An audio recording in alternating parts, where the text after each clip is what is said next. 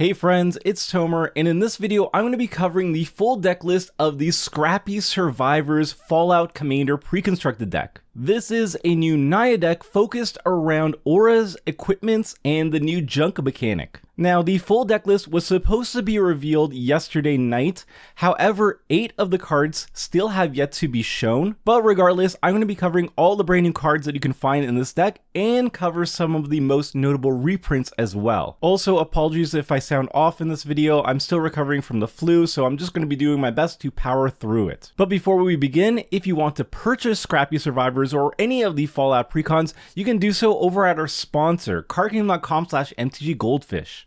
Alright, we begin with the face commander, Dogmeat Ever Loyal. This is a 3-mana Naya 3/3 legendary creature dog. When it enters the battlefield, mill 5 cards, then return an aura or equipment card from your graveyard to your hand. Whenever a creature you control that's enchanted or equipped attacks, create a junk token, which is a brand new type of token introduced in the Fallout set. It's an artifact that says tap it, sacrifice this artifact, exile the top card of your library. You may play that card this turn, activate only as a sorcery. So in my opinion, this is just like way better than a clue token. A clue token, you can pay 2 mana and sacrifice it to draw a card, whereas this one, you can pay 0 mana and impulse draw instead. Obviously, straight up draw has its benefits over impulse draw, but overall spending 0 mana over 2 mana is just way better. So the main benefit of Dogmeat is that it's going to be providing a very consistent card advantage in the command zone. The enter the battlefield trigger is fine and all, like being able to return an aura or equipment from your graveyard to your hand is nice, so you automatically get something when you cast Dogmeat, most of the time at least. But really, it's about the junk tokens. It's a very efficient engine in terms of creating junk tokens. The more stuff you're attacking with that's enchanted or equipped, the more junk tokens you get to make, and then you get to sacrifice them to impulse draw. So that's a lot of value for a 3-drop in the command zone. Now, if you wanted to upgrade the deck and focus on impulse draw and making the most out of your junk tokens, some stuff you can add to the deck is like Faldorn Dread Wolf Herald, so suddenly you're going to be making wolf tokens every single time you're casting spells off your junk tokens. And Commander Liara Portier is another fantastic option too. You need to be attacking with enchanted and equipped creatures anyway to get junk tokens off Dogmeat, and then Liara Portier says that basically not only do you generate card advantage with her, but also when you're activating the junk tokens, you get to cast those spells for less mana with a nice mana discount from Commander Liara Portier. So that's like the upgrade direction I would be taking for the deck, but I'm going to be doing full upgrade guides coming soon in the next week. The secondary eligible commander for the deck is Preston Garvey Minuteman. This is a 5-mana Naya 4/4 legendary creature human soldier. At the beginning of combat on your turn, create a green aura enchantment token named Settlement attached to up to 1 target land you control. It has enchant land, and enchanted land has tap, add 1 mana of any color, and whenever Preston attacks, untap each enchanted permanent you control. Now, Preston is not a good commander to lead the pre-constructed deck, at least the stock list, because the stock list is all about enchantments and equipments, and while Preston does make enchantments, they're on your lands, and you really want to have them on your creatures instead for this precon. However, he is a very interesting build around me commander. You could go like straight up Enchantress, but I find that's pretty boring for Preston, and also I think there's like 100 different other Enchantress commanders that just do what Preston could be doing, but just better. So I think if you go Preston, you could go like just straight up stacks if you really want to be mean. Cards like Trace of Abundance and Wild Growth, in addition to the settlements, means that whenever you're attacking with Preston, you're going to be untapping a ton of lands and generating double the amount of mana. And then at that point, if you're untapping all your lands, you might as well throw in like a Winter Orb, right? So then suddenly you're the only one untapping multiple lands each turn, and your opponents are just really sad. Now, would I actually build this deck? No, because it's very mean, but I think that's probably the most interesting route to take Preston. Otherwise, like, you could just go Enchantress, but like, there's so many Enchantress commanders, and most of them are better than Preston.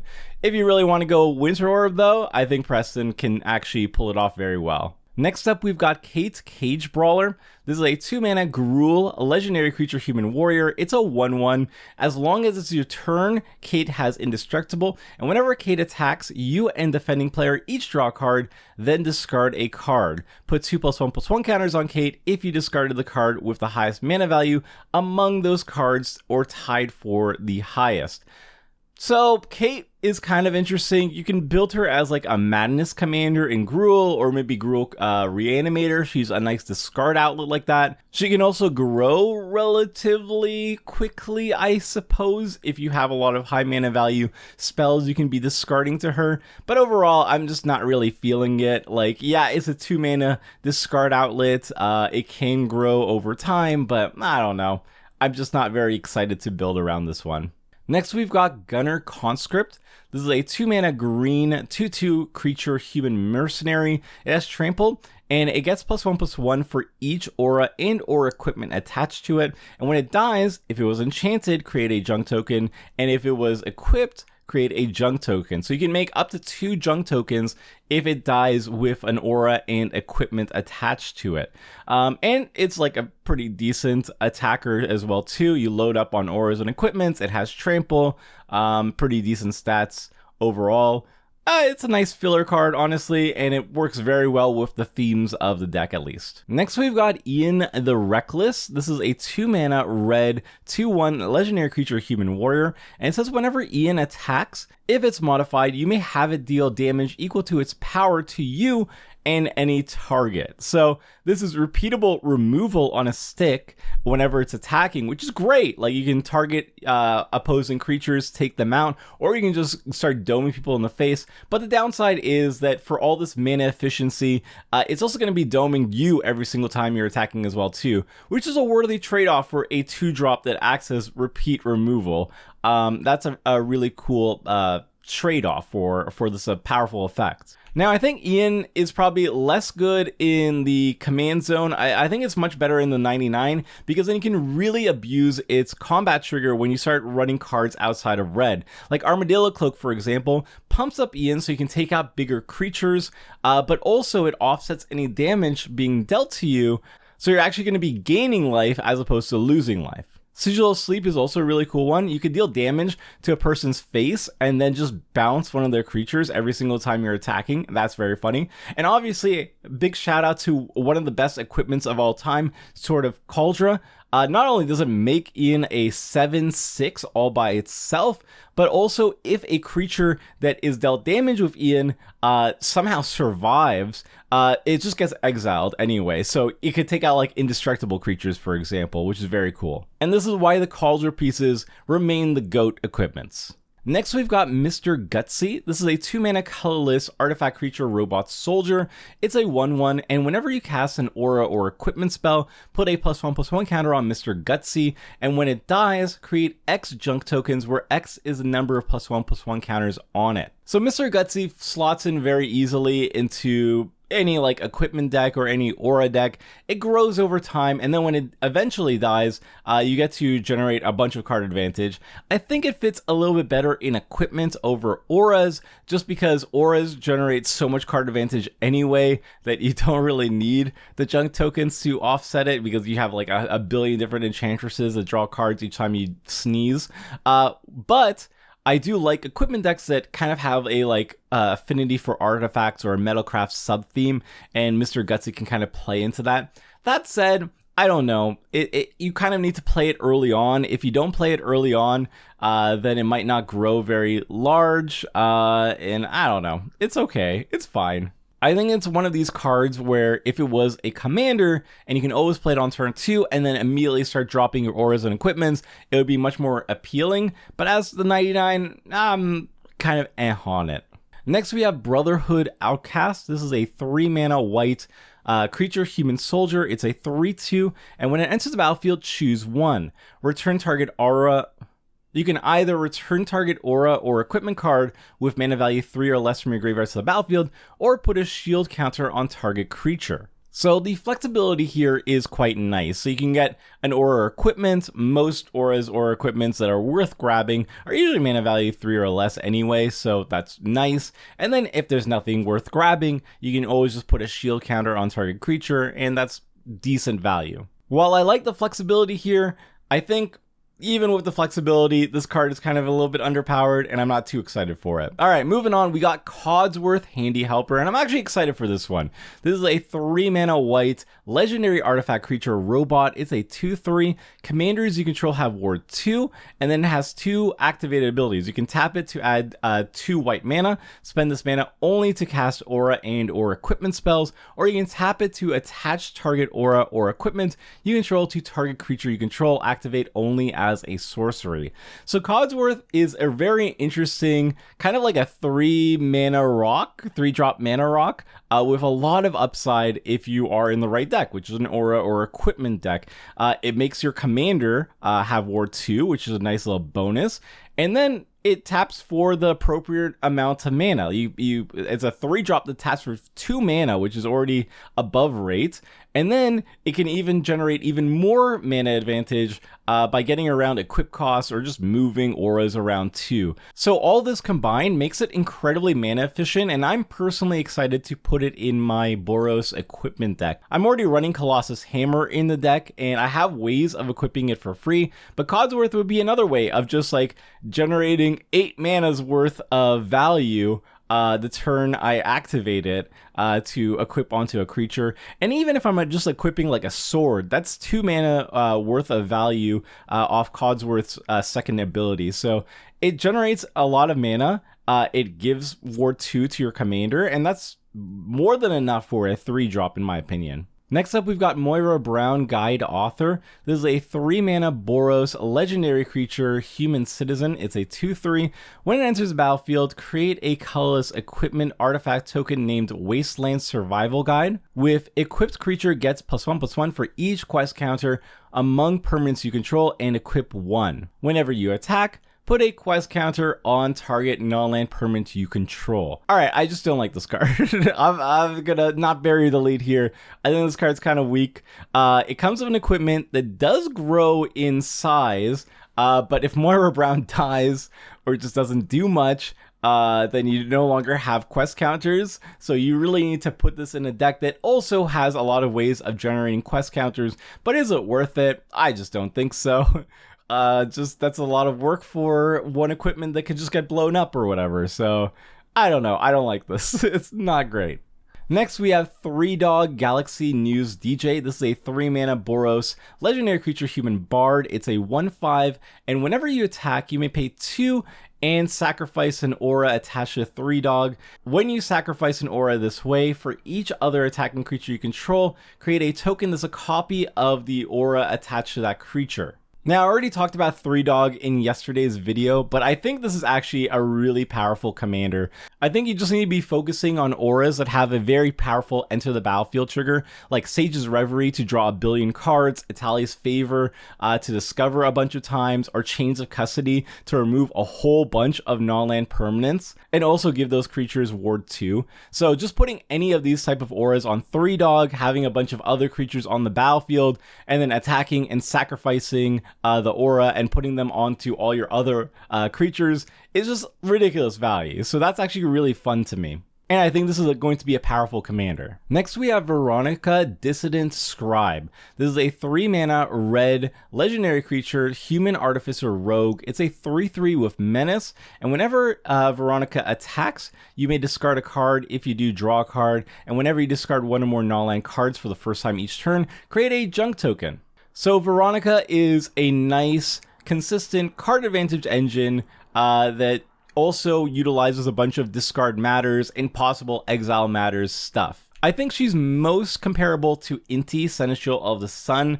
I like Inti a little bit more just because Veronica has the non-land clause, which kind of sucks because some of the best things to be discarding are like cycling lands, for example. That said, creating junk tokens is just going to be super valuable, more valuable than Inti's way of generating card advantage.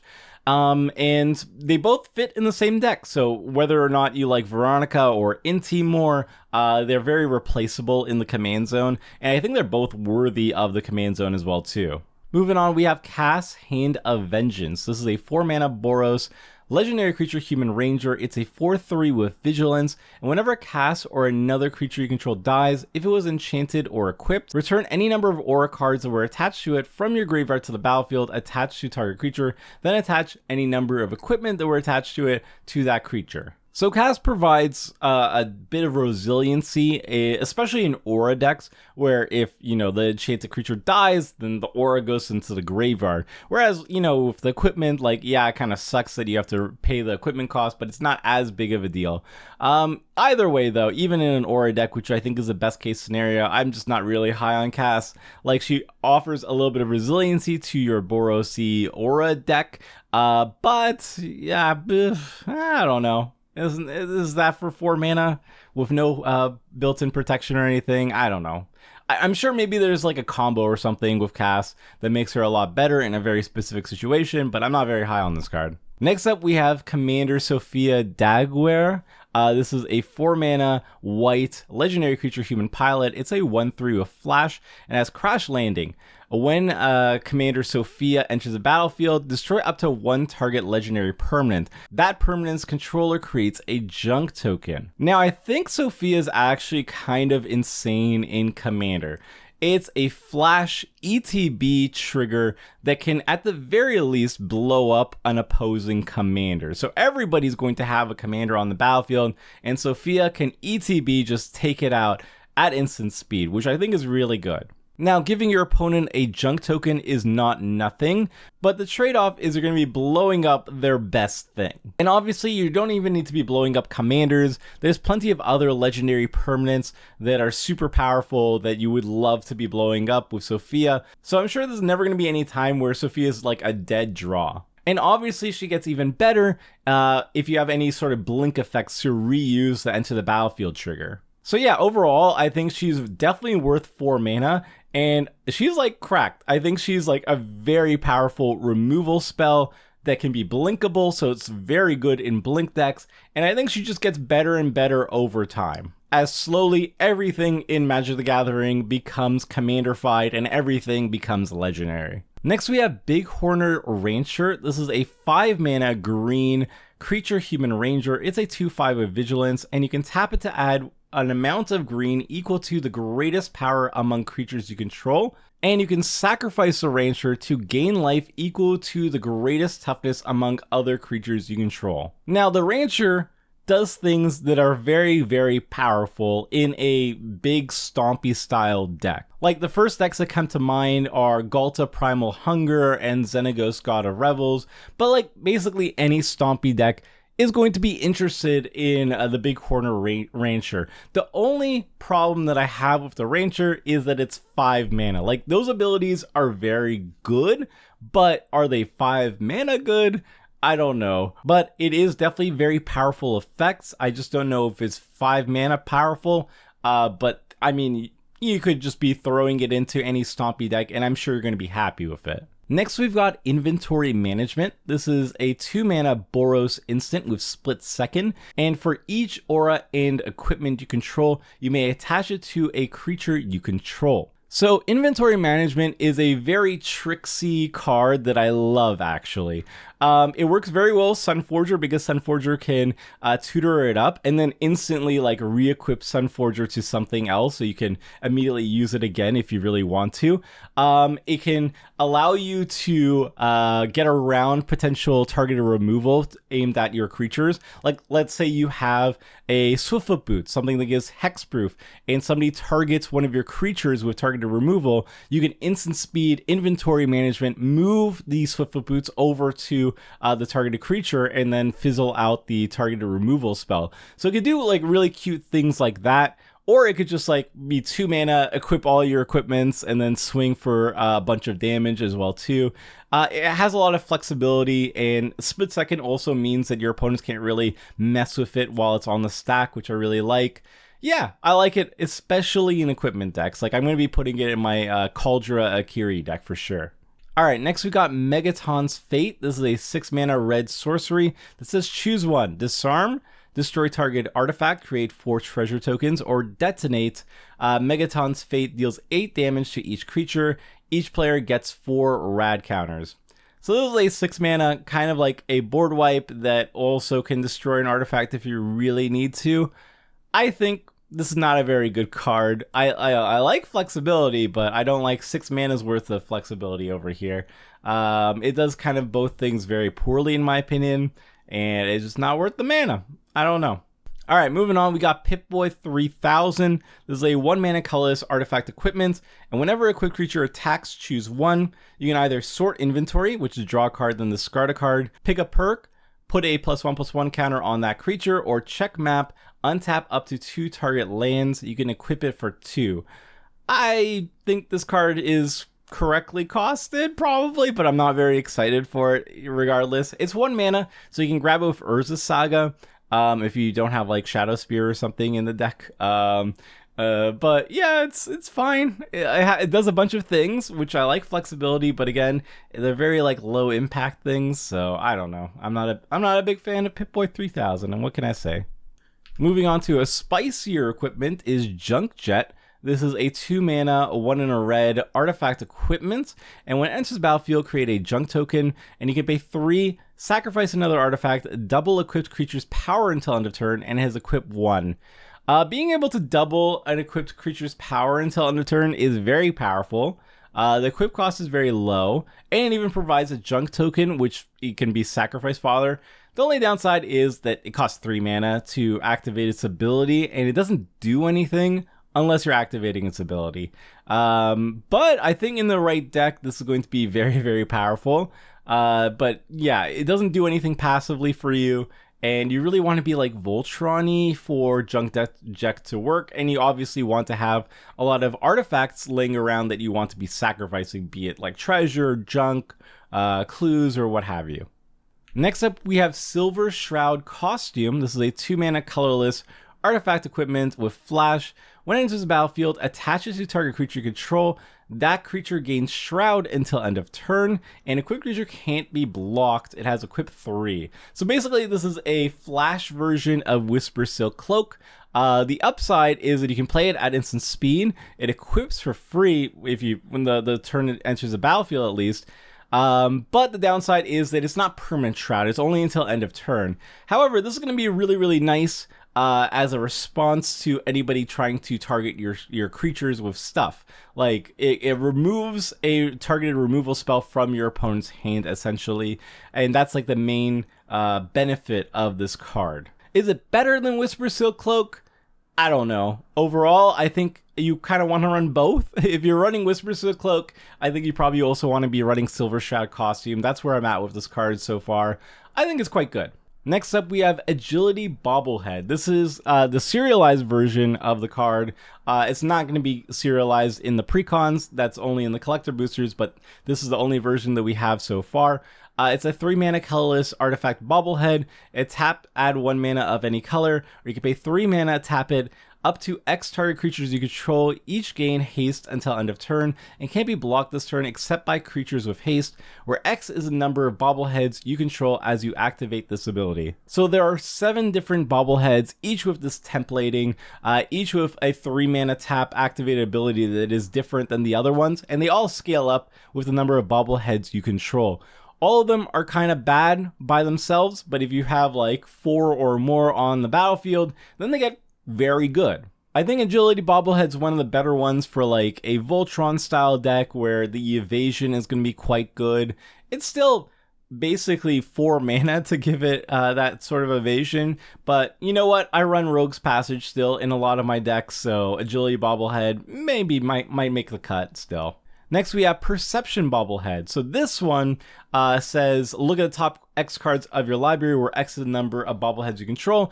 You may cast a spell with mana value 3 or less from among them without paying its mana cost. Put the rest on the bottom of your library in a random order. So the other one, haste and evasion. This one generates card advantage. You can only play mana value 3 or less, so you really want to have multiple bobbleheads on the battlefield, or at least some way of looking at the top card of your library, doing some top deck manipulation.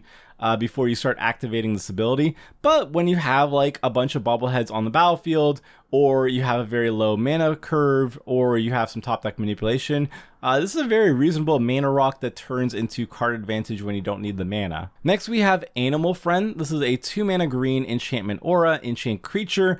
Enchanted creature has, whenever this creature attacks, create a 1/1 green squirrel creature token, put a +1/+1 counter on that token for each aura and equipment attached to this creature other than Animal Friend. So whenever you're attacking, you make a giant squirrel, which is very cute. Is it good? I don't know. Obviously putting counters on the enchanted creature that has a bunch of auras and equipment attached to it would probably be preferable, to be honest. But this makes a giant mutant squirrel, which is cute at the very least.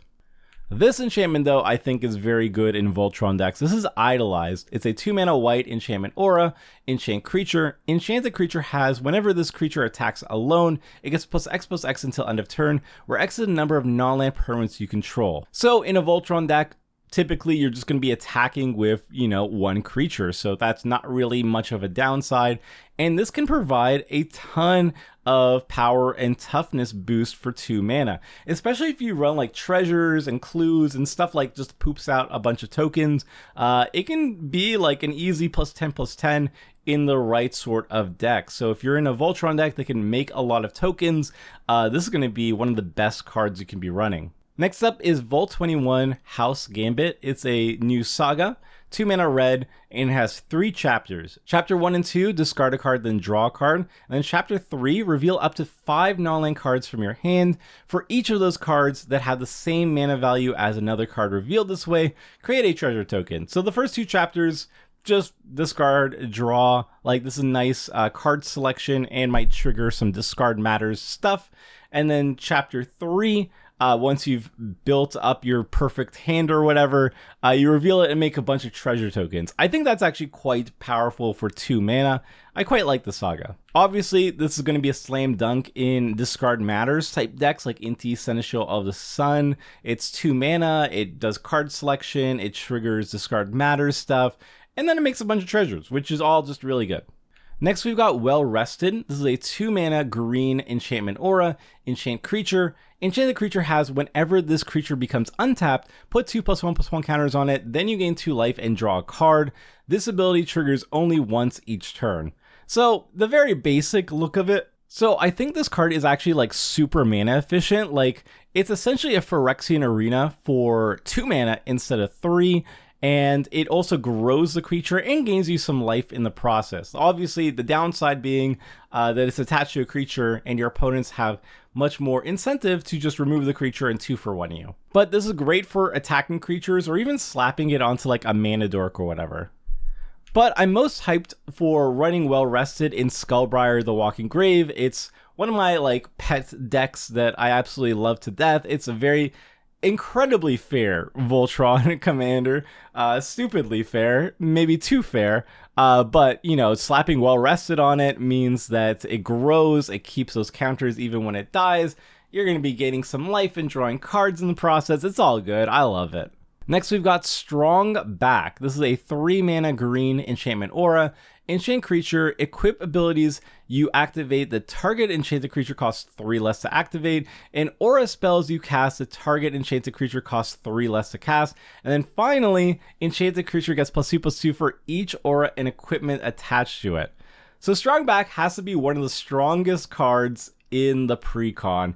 I think it's going to be an auto-include in basically any green Voltron deck, because those green Voltron decks are obviously going to be using equipment and auras to kind of, turn the corner and take people out. So Rafik of the Many, Earl the Miststalker, obviously, this is an aura, so it immediately gets +2/+2 on top of that. And Sigarda, Host of Herons, like any of these green Voltron commanders are going to love Strong Back. It's insane mana advantage, or insane mana discount, and then also grows your commander, so it makes lethal commander damage even easier. Like, yeah, what's not to love of this card? It's so ridiculously good. Next, we have a new saga. This is Vault 101 Birthday Party. It's a 4-mana white saga that has 3 chapters. Chapter 1 is create a 1/1 white human soldier creature token and a food token. And then chapter 2 and 3 are both the same. You may put an aura or equipment card from your hand or graveyard onto the battlefield. If an equipment was put onto the battlefield this way, you may attach it to a creature you control. So this is pretty mana efficient. Like it gets 2 things, either like casting it from your hand, but even better if you're getting it from the graveyard, put it directly onto the battlefield. And then if it's an equipment, even better, because then you get to just get around the equip cost, which is really good. It's a bit slow though. I don't know. I feel like I should like this card. But it is a little bit slow for my tastes. I don't know. Let me know in the comment section if you like this card. Next, we've got Grim Reaper Sprint, and I think this is actually the strongest card in the entire Precon. It's a 5-mana red enchantment aura, but it has Morbid, which is a cool callback. This spell costs 3 less to cast if a creature died this turn. So you can cast it for just 2 mana. If something died, which is ridiculous. So enchant creature, when it enters the battlefield, untap each creature you control. If it's your main phase, there is an additional combat phase after this phase. And enchanted creature gets +2/+2 and has haste. So this is one of the cheapest extra combat spells in the game, as long as you trigger Morbid. Like 5 mana, like, okay, that's a little bit overcosted, but even so, like, it's not even overcosted by that much. But then if you could get to cast it for 2 mana, that's absolutely ridiculous. So it's really easy to break this card. Displacer Kitten is going to work very well with Grim Reaper Sprint because it's an enter the battlefield trigger. It's like the first ever enter the battlefield trigger for an extra combat, which is absolutely ridiculous. So if you can just cast a non-creature spell after your extra combat with Displacer Kitten on the battlefield, you get to just do it again and have yet another extra combat, which is very silly. I'm personally going to be adding it to my Perforos deck.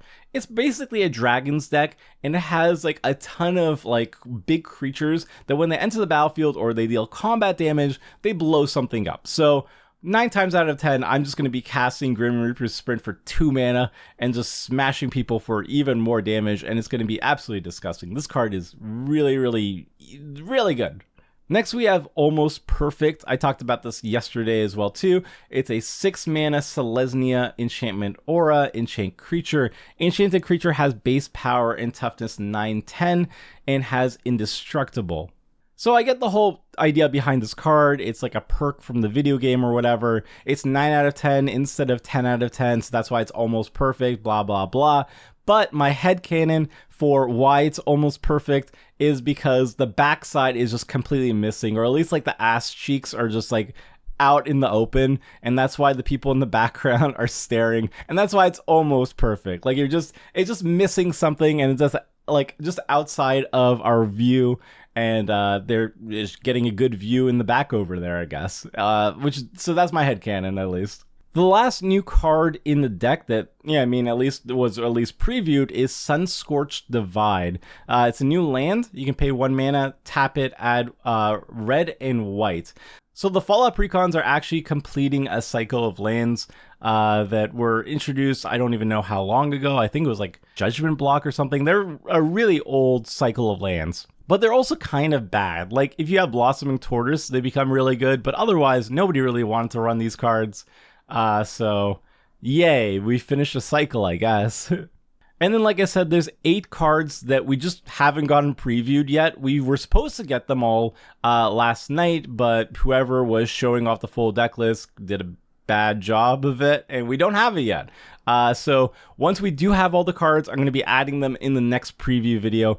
But I'm also going to go over the reprints that we got. And they're kind of disappointing, to be honest. The most expensive reprint we're getting is Heroic Intervention, and then we're getting like a bunch of like $3 cards like Basilisk Collar, Champion's Helm, Sun Petal Grove.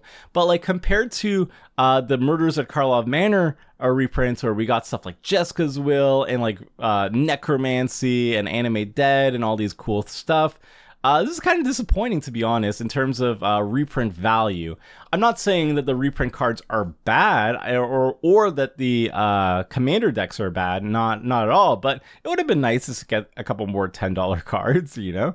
But yeah, that's my personal gripe. And that is the full deck list of Scrappy survivors. Like I said, we're missing like 8 cards still, and as soon as those get previewed, I will be adding them to the next preview video.